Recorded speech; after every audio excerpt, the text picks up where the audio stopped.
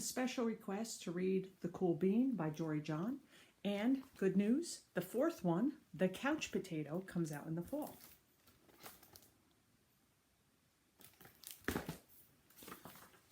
The Cool Bean.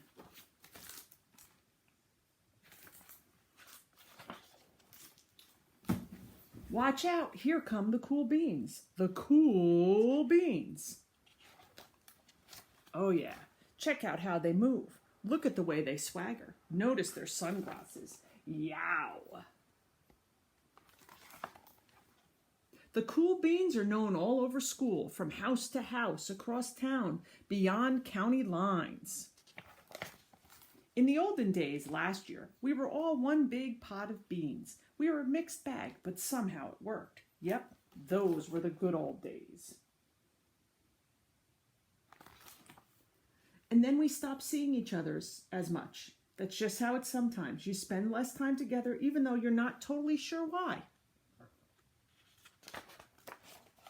I watched as the beans I knew so well, the beans from my own pod, became the cool beans. Oh, they were so cool. One of them could play the guitar. Cool. One of them could draw the best superheroes. Cool. One of them could jump higher than any other bean I'd ever known. Cool.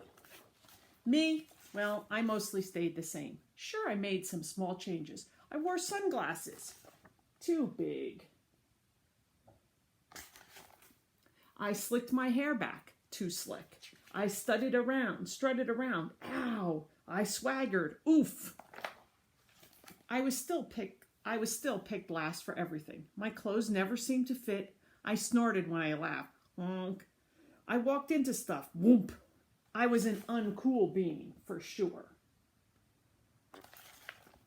I started thinking of myself as just a common bean with no special skills. I didn't compete, so I didn't even try. I never be a cool bean. It seemed like there were two types of beans in the world. There were the cool beans and the beans like me. The days all blended together. I lived my life and things were just okay. I took tests and ate lunches and mostly kept to myself. The cool beans continued to be being cool. I mean, sure, I miss them a bit, but it's not like I was going to say anything. I felt like all that coolness had gotten in the way of our friendship, and that's how it went. Until one day. I was in the cafeteria. I drunk my lunch on my loafers. Oh no, not again. But then something sort of miraculous happened. Out of nowhere, one of the cool beans helped me clean it up. He didn't even say anything. He just gave me a nod. That was it.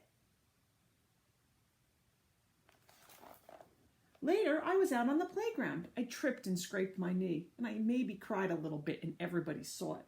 Another one of the cool beans came to my side, and without a word, he dusted me off. That afternoon, I was sitting in class. I wasn't really paying attention.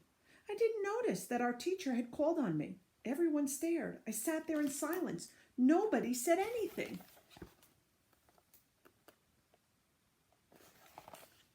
And then everybody just laughed at me. That was it. After today, I was officially a has-been.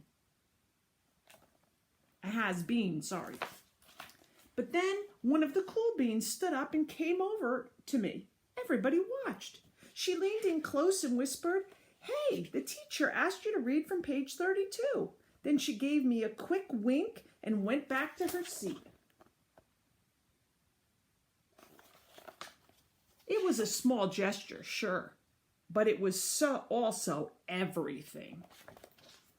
I walked home with a goofy smile on my face. I smiled all the way through dinner.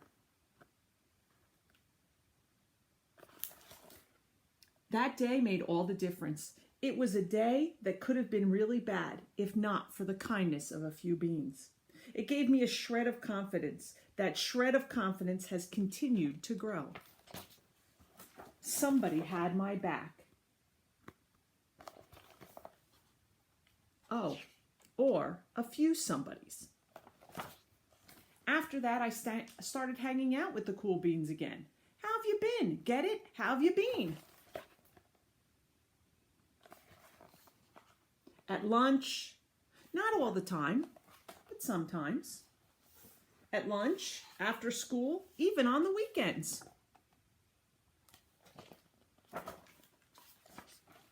Throughout all of this, I realized that it's not about how you look or any of that other silly stuff.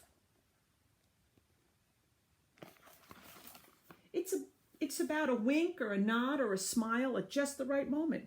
It's about dusting somebody off, helping them up again, and pointing them in the right direction. You need a hand? Yes, please. Now that's cool.